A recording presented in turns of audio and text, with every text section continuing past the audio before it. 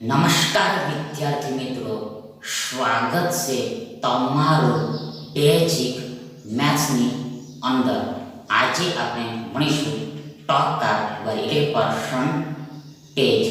તેમાં પહેલો પ્રશ્ન આ રીતનો છે કે રાજુ તેના પગારના એટલે સેલરીના 30% બચત કરે છે, 30% સેવિંગ કરે છે। જો તેનો માસિક પગાર એટલે કે મહિનાનો પગાર એટલે મંથલી સેલરી 45,000 રૂપિયા હોય, 42,000 રૂપીસ હોય, તો તેનો માસિક ખર્ચ કેટલો હશે?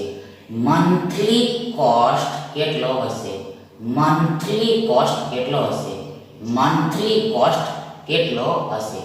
29,200 રૂપિયા, 29,400 રૂપિયા, 29,300 રૂપિયા અને 29,100 રૂપિયા।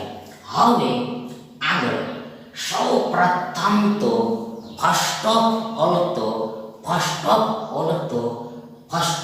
ઓલ તો આ પગાર આ સેલરી સ્વયં પોતે itself 100% કહેવાય, 100% કહેવાય। ફરીથી એકવાર, આ પગાર પોતે પોતામાં 100% કહેવાય, 100% કહેવાય। આગળ આ 100%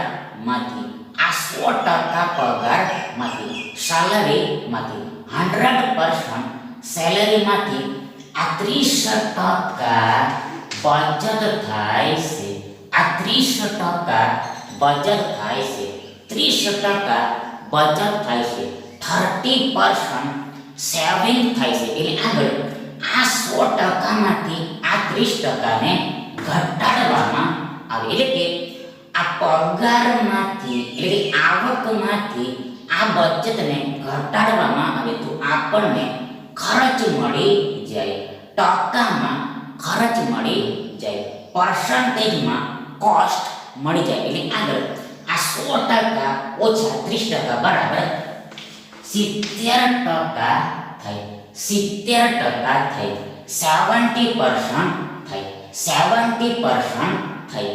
પણ કોના 70% હશે? આ કોના 70% હશે? તો જુઓ, તે આ પગારના હશે, આ માસિક પગારના હશે, આ મહિનાના પગારના હશે। એટલે કે આ 42,000 રૂપિયાના આ 70% જેટલો ખર્ચ એટલે કોસ્ટ થતો હશે।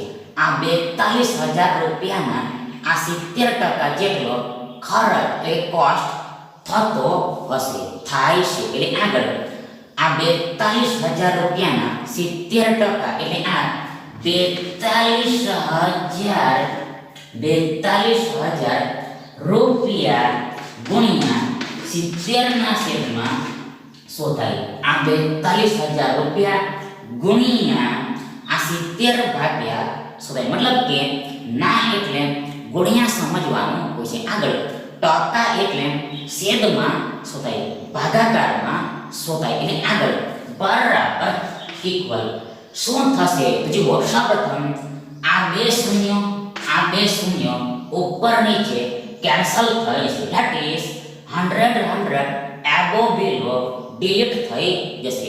હાઉ? તો જુઓ, સૌપ્રથમ આપણે આ 42,000 ને આ 42 ગુણ્યા આ 420 ગુણ્યા 100 એમ લખી શકીએ। ફરીથી એકવાર, આ 42,000 ને આપણે આ 420 ગુણ્યા 100 એમ લખી શકીએ। આગળ અહેડ ફોરવર્ડ આ 100 ને આપણે આ 1 ગુણ્યા 100 એમ લખી શકીએ, 1 ગુણ્યા 100 એમ લખી શકીએ। હાન્સ તેથી આ 100 ઉપર નીચે કેન્સલ થઈ જાય, above below ડિલીટ થઈ જાય। હવે આગળ આ 420 અને આ 70 નો ગુણાકાર કરવો પડશે। એટલે સૌપ્રથમ આ 42 અને 7 નો ગુણાકાર કરવાનો થાય. એટલે સૌપ્રથમ આ 42 ને આપણે 40 વત્તા 2 એમ લખી શકીએ. 40 પ્લસ 2 એમ લખી શકીએ. એટલે આગળ આ 7 અને 40 નો ગુણાકાર કરવો પડશે. તેમાં સૌપ્રથમ આ 7 અને 4 નો ગુણાકાર 7 ચોક 28 થાય. 7 ચોક 28 થાય. 28 થાય. 28 થાય. આગળ આ શૂન્ય 28 ની પાછળ લાગી જાય. મતલબ કે આ 7 અને 40 નો ગુણાકાર આ 280 થાય. 280 થાય. આગળ આ પ્લસ છે વત્તા છે. આગળ આ 7 અને 2 નો ગુણાકાર કરવો પડે. એટલે આગળ આ 7 દુ 14 થાય. 14 થાય. આગળ બરાબર ઇક્વલ શું થાય? તો જુઓ બરાબર ઇક્વલ 294 થાય. 294 થાય. 294 થાય. મતલબ કે આ 42 અને 7 નો ગુણાકાર આ 294 થાય. 294 થાય. આગળ આ શૂન્ય અને આ શૂન્ય એમ બે શૂન્યો આ 294 ની પાછળ લાગી જાય. મીન્સ કે આ 420 અને 70 નો ગુણાકાર આ 29400 થાય. 29400 થાય. આગળ આ રૂપિયા તો છે, રૂપીસ તો છે. મતલબ કે આ રૂપિયા આ 29400 ની પાછળ લાગી જાય. મતલબ કે આ 42000 રૂપિયાના 70% આ 29400 રૂપિયા થાય. મતલબ કે માસિક ખર્ચ એટલે કે મંથલી કોસ્ટ આ 29000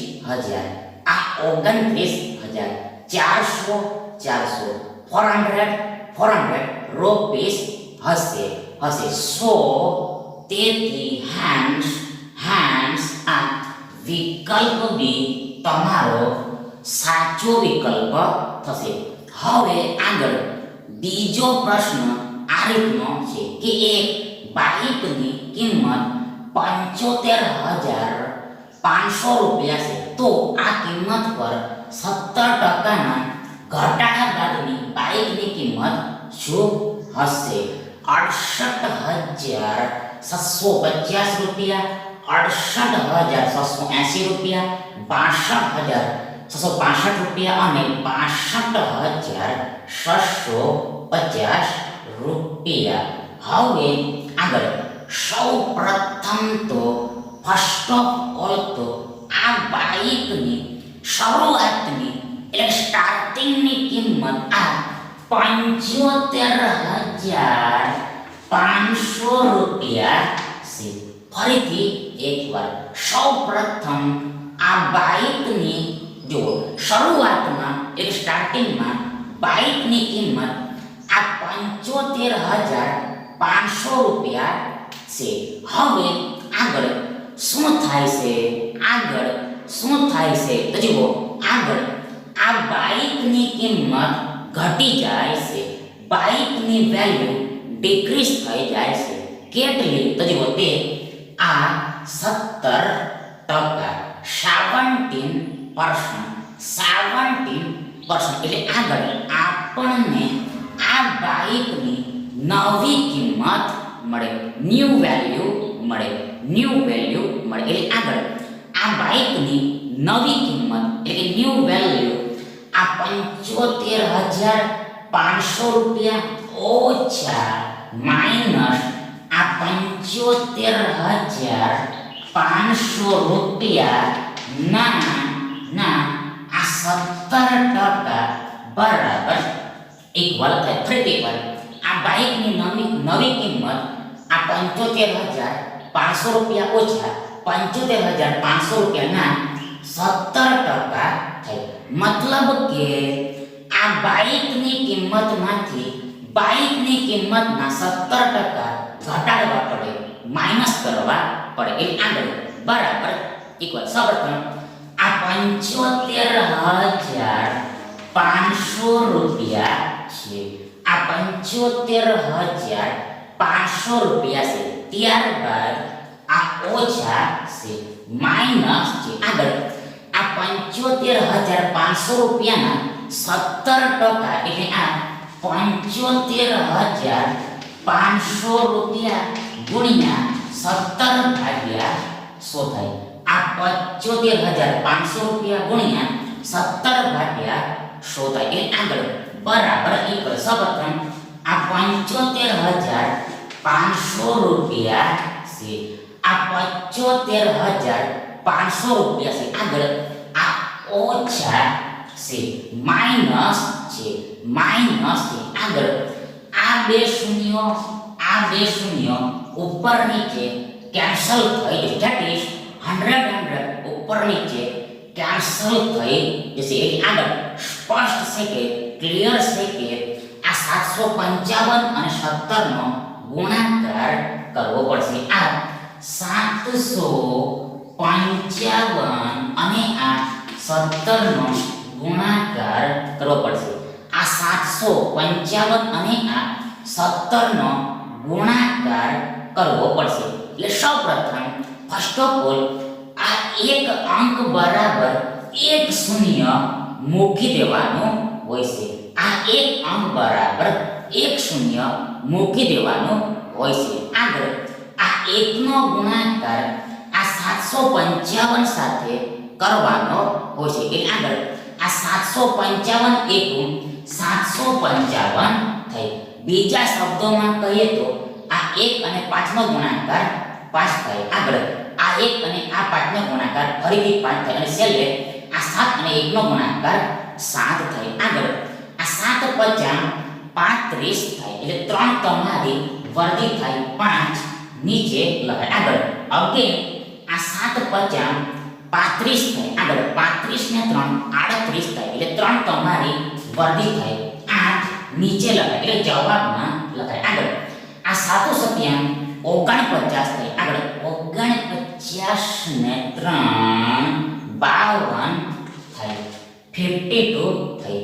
52 થાય 52 થાય. એટલે આગળ આ બંને સંખ્યાઓનો સરવાળો કરી દેવાનો છે, એડિશન કરી દેવાનું હોય છે. એટલે સૌપ્રથમ આ 0 અને 5 નો સરવાળો 5 જ થાય. આગળ આ 8 ને 5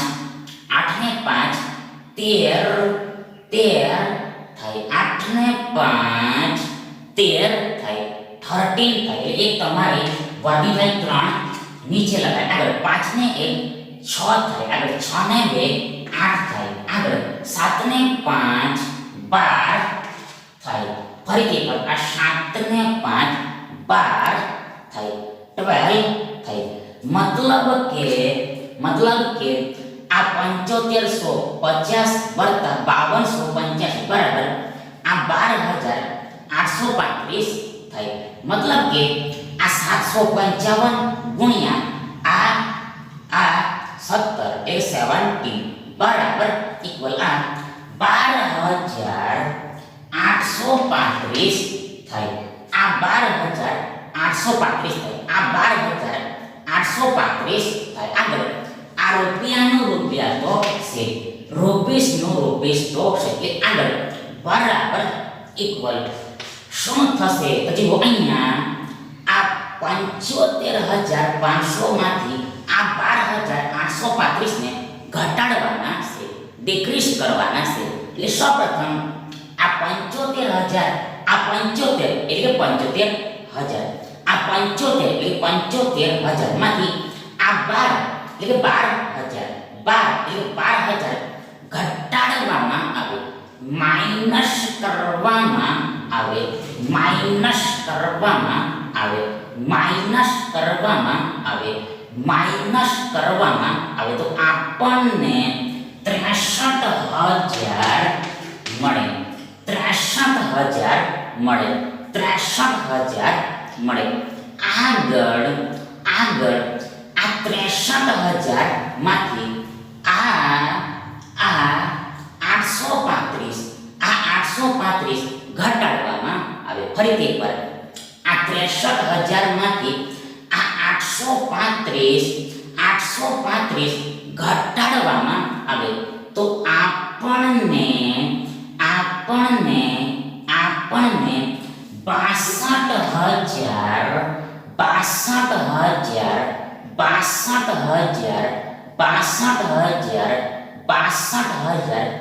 62,165 મળે. 62,165 મળે. આગળ આ 62,165 માં આ 500 રૂપિયા ઉમેરવામાં આવે. આ 500 રૂપિયા ઉમેરવામાં આવે તો આપણને 62,000 આ 665 મળે. 665 મળે. આ 62,000 આ 665 મળે. આ 665 મળે. મતલબ કે આ 75,500 ઓછા 12,835 બરાબર આ 62,665 થાય. આ 62,665 થાય. 62,665 થાય. આગળ આ રૂપિયા આની પાછળ લાગી જાય. આની બિહાઇન્ડ લાગી જાય. મતલબ કે આ 75,500 રૂપિયા ઓછા આ 75,500 રૂપિયાના 17% બરાબર આ 62,665 રૂપિયા થાય. આ 62,665 રૂપિયા થાય. મતલબ કે આ બાઇકની નવી કિંમત એટલે કે ન્યૂ વેલ્યુ એટલે ન્યૂ પ્રાઇસ આ 62,665 રૂપિયા હશે. તેથી આ ઓપ્શન સી તમારો રાઈટ ઓપ્શન થશે. હવે આગળ ત્રીજો પ્રશ્ન આ રીતનો છે કે મનીષને એક પરીક્ષામાં 70% માર્ક્સ આવે છે. જો મનીષને 350 એટલે 350 માર્ક્સ આવતા હોય તો કુલ કેટલા માર્ક્સનું પેપર હોય? કુલ કેટલા માર્ક્સનું પેપર હોય? 500, 400, 300 અને 700. મતલબ કે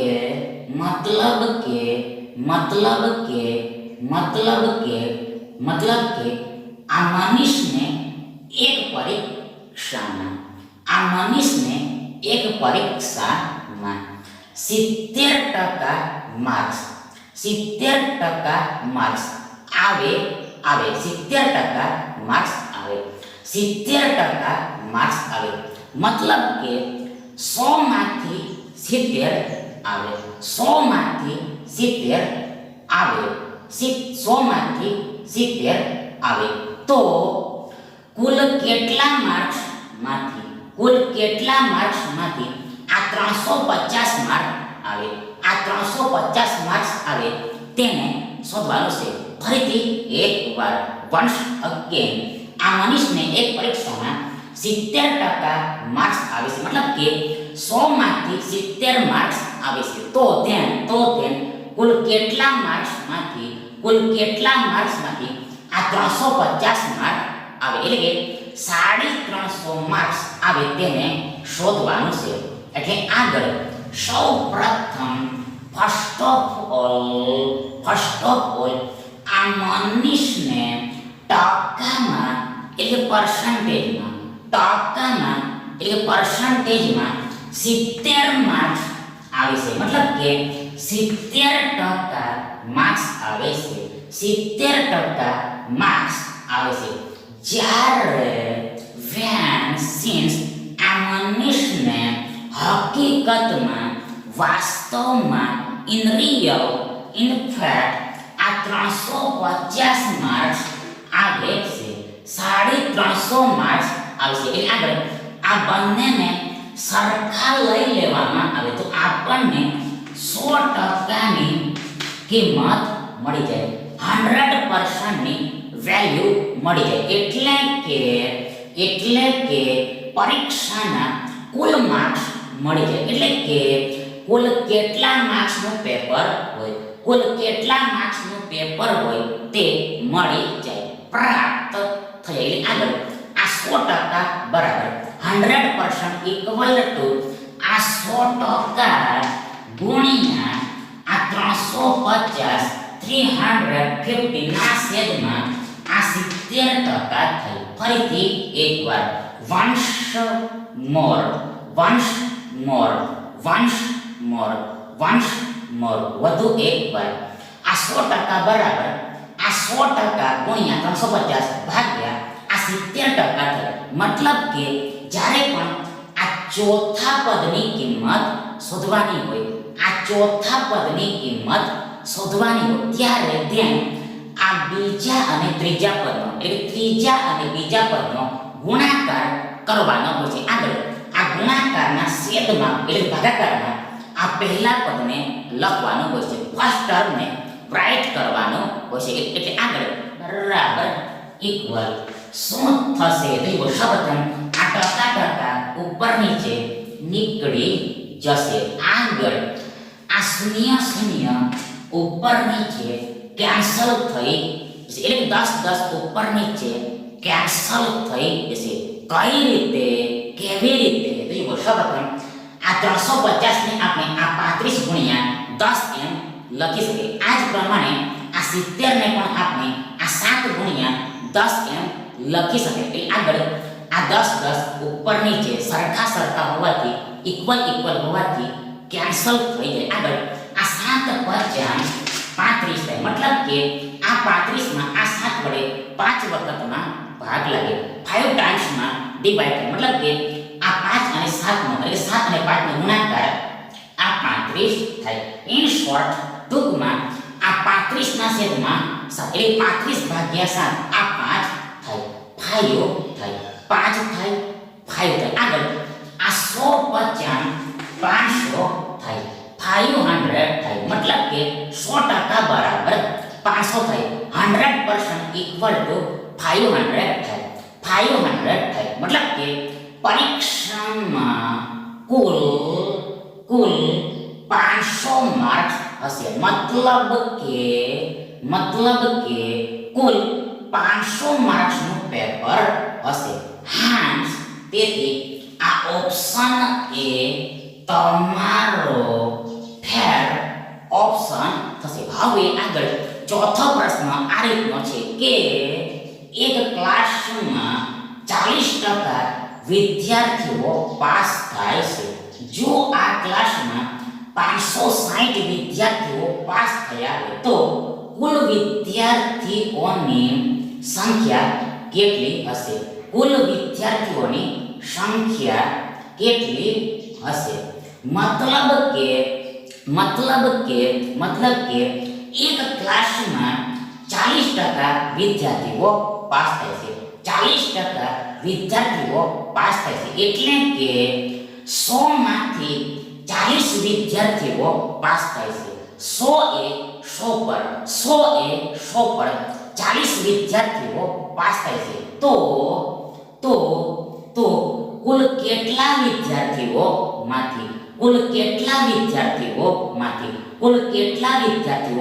આ 560 વિદ્યાર્થીઓ પાસ થાય, આ 560 વિદ્યાર્થીઓ પાસ થાય તેને શોધવાનું છે. અને વિકલ્પો આ રીતના છે: 1400 1200 1300 1400 1200 1300 અને 1500. હવે આગળ સૌપ્રથમ તો ટકામાં એટલે પર્સન્ટેજમાં આ 40 વિદ્યાર્થીઓ પાસ થાય છે, એટલે 40% વિદ્યાર્થીઓ પાસ થાય છે. જ્યારે વેન સિન્સ હકીકતમાં વાસ્તવમાં આ 560 વિદ્યાર્થીઓ પાસ થાય છે. એટલે આગળ આ બંનેને સરખાવવામાં આવે, કમ્પેર કરવામાં આવે, ઇક્વેટ કરવામાં આવે, તુલના કરવામાં આવે તો આપણને 100%ની કિંમત મળી જાય, 100%ની વેલ્યુ મળી જાય. મતલબ કે આ ક્લાસમાં કુલ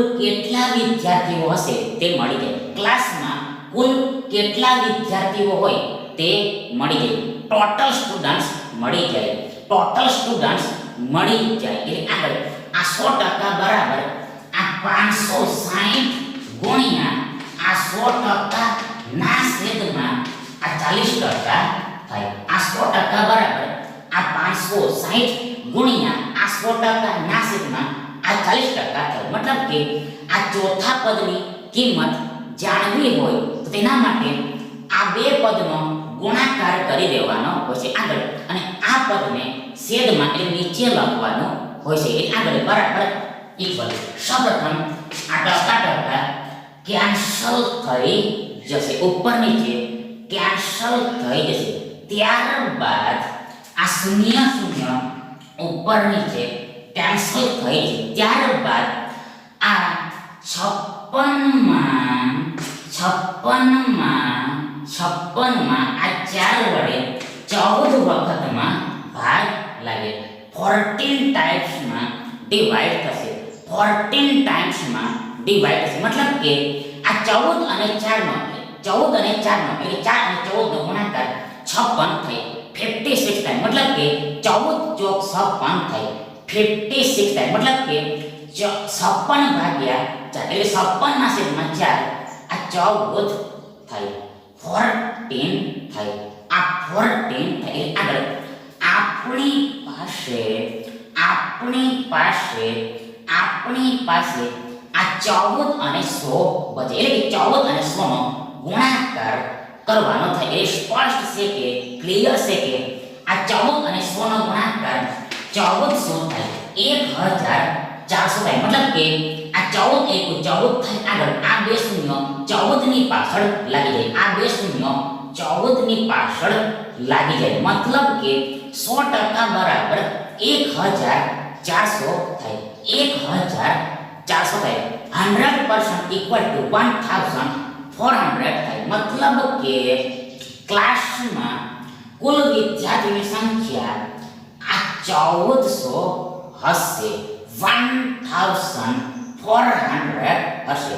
હાન્સ તેથી આ ઓપ્શન એ તમારો ટ્રુ ઓપ્શન થશે. હવે આગળ લાસ્ટ ક્વેશ્ચન આ રીતનો છે કે લિટલ એક પરીક્ષામાં 20% માર્ક્સ મેળવે છે અને 11 માર્ક્સથી નાપાસ થાય છે, ફેલ થાય છે. જો તેણે 50% માર્ક્સ મેળવ્યા હોત તો પાસિંગ માર્ક્સ કરતા 4 માર્ક્સ વધારે મેળવ્યા હોત તો આ પરીક્ષાના એક્ઝામિનેશનમાં કેટલા માર્ક્સે પાસ થાય? 21, 11, 33 અને 50.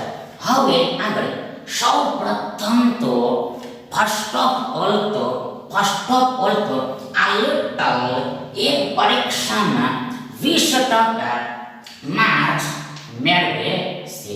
આ 20% માર્ક્સ મેળવે છે. આ 20% માર્ક્સ મેળવે છે. તેમ છતાં પણ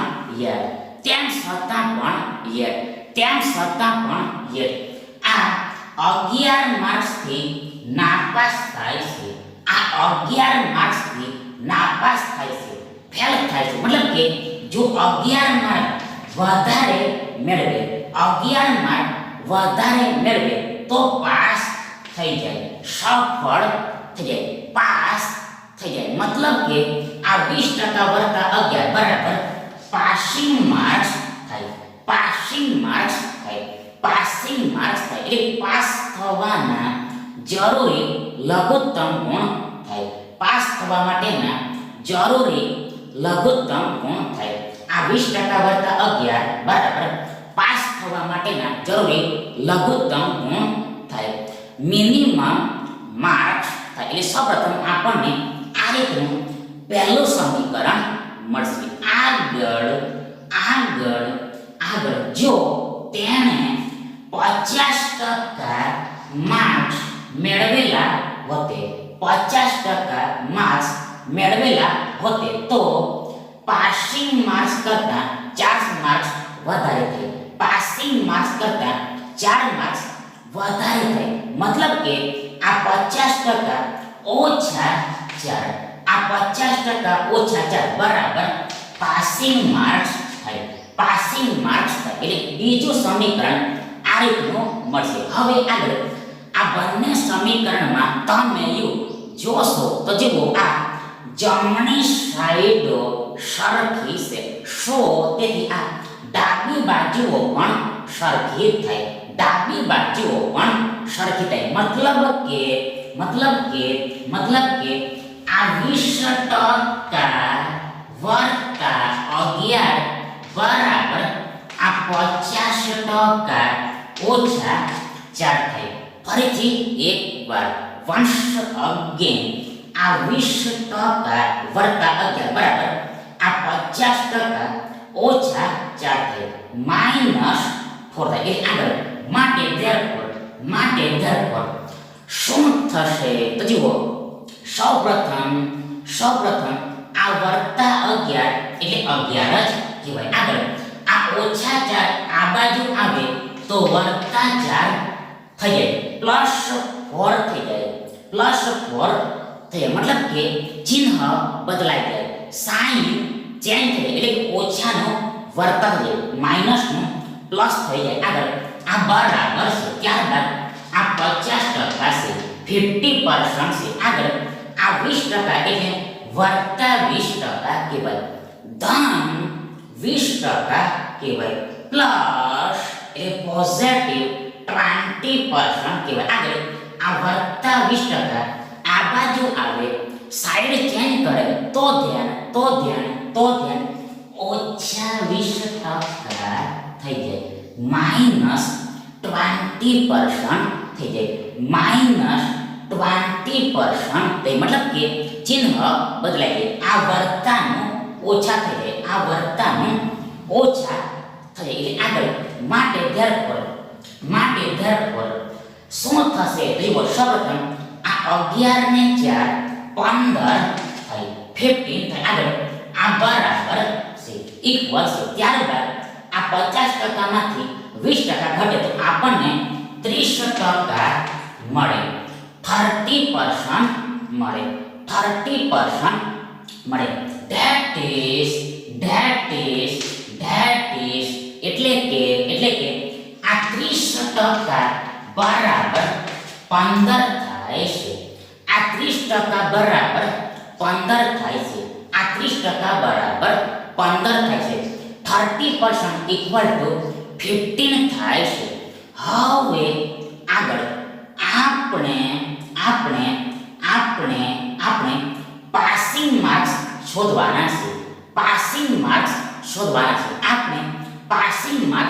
શોધવાના છે. તો જુઓ આગળ પાસિંગ માર્ક્સ તમે આ બે સમીકરણમાંથી કોઈ પણ સમીકરણ પરથી શોધી શકો. ફરીથી એકવાર આપણે પાસિંગ માર્ક્સ શોધવાના છે. એટલે આગળ આ પાસિંગ માર્ક્સ તમે આ સમીકરણ પરથી પણ શોધી શકો અથવા તો આ સમીકરણ પરથી પણ શોધી શકો. બંનેના જવાબો એક જ આવવાના છે. એટલે આપણે સિમ્પલ આ પહેલા સમીકરણ પરથી પાસિંગ માર્ક શોધીશું. આ પહેલા સમીકરણ પરથી ફર્સ્ટ ઇક્વેશન પરથી આ પાસિંગ માર્ક્સ ફાઇન્ડ કરીશું. એટલે આગળ સૌપ્રથમ ફર્સ્ટ ઓફ ઓલ આપણને આ 20%ની કિંમતની જરૂર પડે.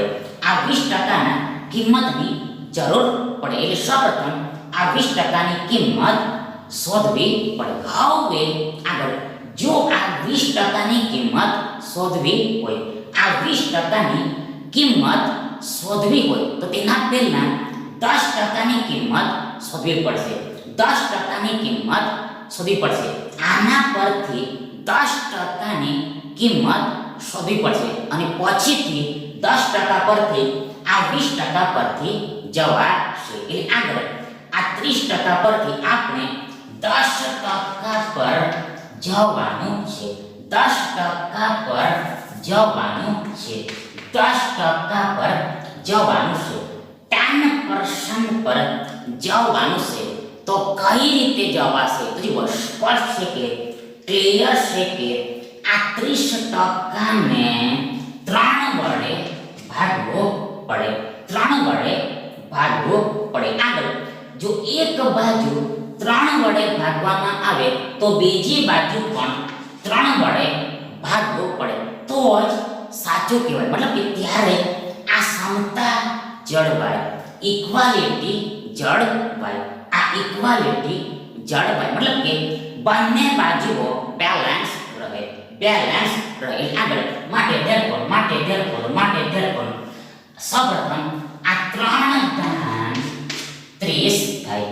આ 3 દાન 30 થાય એટલે આ 30 ને 3 વડે 10 વારમાં ભાગ લાગે. ઇન શોર્ટ ટૂંકમાં આ 30 ભાગ્યા 3 10 થાય, 10 થાય અને આ ટકાનું ટકા.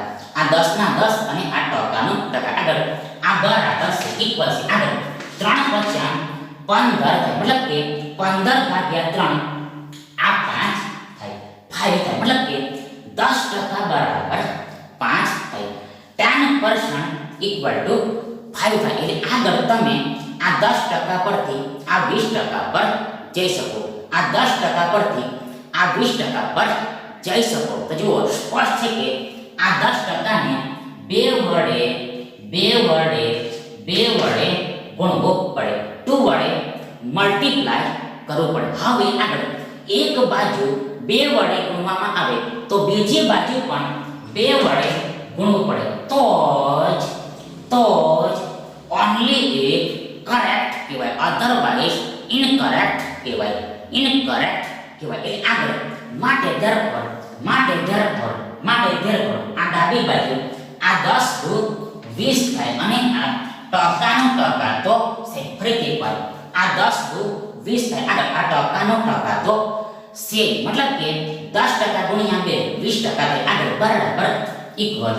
શું થશે તો જુઓ સૌપ્રથમ શું થશે તો જુઓ જમણી બાજુ આ 5 અને 2 નો ગુણાકાર કરવાનો છે. એટલે કે 2 અને 5 નો ગુણાકાર કરવાનો છે. એટલે આગળ આ ગુણાકાર 5 દુ 10 થાય, 2 પછા 10 થાય મતલબ કે 20% બરાબર 10 થાય.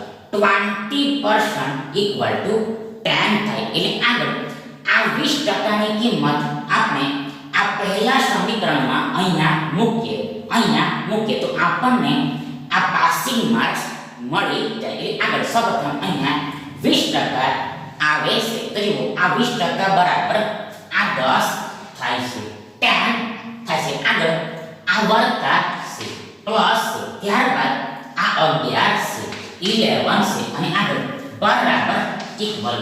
પાસિંગ માર્ક્સ થાય છે. એટલે આગળ માટે ધેરફોર આ 10 ને 11 21 થાય, 21 થાય અને આ બરાબર પાસિંગ માર્ક્સ થાય. મતલબ કે પાસિંગ માર્ક 21 થાય, પાસિંગ માર્ક્સ 21 થાય, મતલબ કે આ પરીક્ષામાં 21 માર્ક્સે પાસ થવાય, 21 માર્ક્સે પાસ થવાય. હાન્સ તેથી આ ઓપ્શન એ તમારો ફેર ઓપ્શન થશે. Thank you.